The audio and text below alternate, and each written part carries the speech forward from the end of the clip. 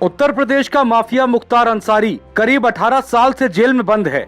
Jail की सलाखें अब उसके लिए बेहद पुरानी हो चुकी हैं। वो जेल में ही अपनी जिंदगी काटना भी सीख चुका था, लेकिन पिछले कुछ समय से वो जेल में परेशान रहने लगा है। जेल में सालों गुजारने के बाद भी जिसके तेवर नहीं बदले थे, वो अब गुमसुम सा हो गया है।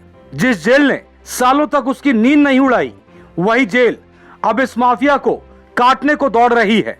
मुख्तार अंसारी का जेल से नाता साल 2005 से जुड़ गया था, लेकिन अब ये 4 वजह इतने सालों बाद उसे जेल में चैन से सोने नहीं दे रही हैं, जिसमें पहली वजह है पत्नी, बेटे और बहू की चिंता।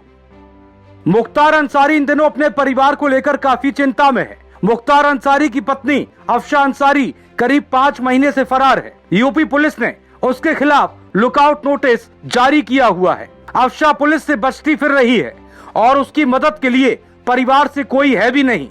इसके अलावा मुख्तार को अपने बेटे अब्बास अंसारी और बहू निखत की भी परवाह है। अब्बास कासगंज जेल में बंद है। वही दूसरी वजह है अतीक हत्याकांड के बाद उसके मन में डर। अतीक और अशरफ की हत्या के बाद से मुख्तार अंसारी काफी डरा हुआ है।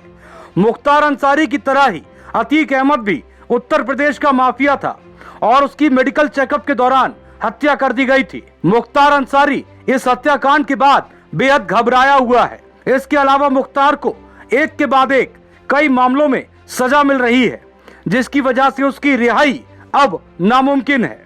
तीसरी बड़ी वजह है जेल में सारी सुविधाओं का हटना। जी हाँ, मुख्तार अंसारी बेशक साल 2005 से जेल में बंद था, लेकिन जेल में होने के बावजूद उसे सारी सुविधाएं मिल रही थी। जेल के अंदर ही उसकी खिदमत के लिए पुलिस वाले तक मौजूद रहते थे। लेकिन उत्तर प्रदेश में योगी सरकार आने के बाद से चीजें बदलने लगी। जेल में इस माफिया को सुविधाएं मिलनी बंद हो गईं। एक जमाने में तो ये हाल था, मुख्तार अंसारी को खुश करने के लिए उसके फेवरेट आम तक जेल के अंदर आ जाया करते थे। लेकिन हालात बदले और यही वजह है कि अब वो जेल में किसी से बात तक नहीं करता। वहीं चौथी और आखिरी वजह है जेल में अकेलापन। दरअसल जेल में अब मुख्तार अंसारी काफी अकेला पड़ गया है। पहले वो जेल में था तो अक्सर उसका परिवार उससे मिलने आता रहता था। पत्नी अफशा अंसारी तो अक्सर मुख्तार से मिलने जेल में आती थी, लेकिन अब जबकि उसका पूरा परिवार खुद ही जेल में है या फरार है, तो उससे मिलने के लिए कोई नहीं आता।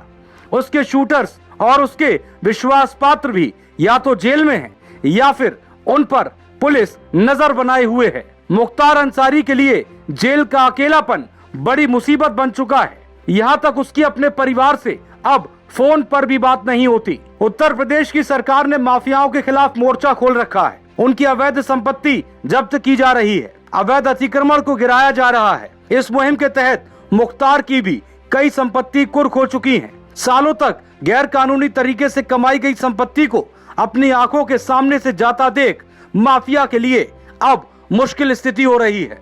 इस तरह के माफिया पर आगे और किस तरह की कार्रवाई होनी चाहिए, कमेंट सेक्शन में जरूर बताएं। साथ ही साथ जनहित टाइम्स को सब्सक्राइब करना न भूलें।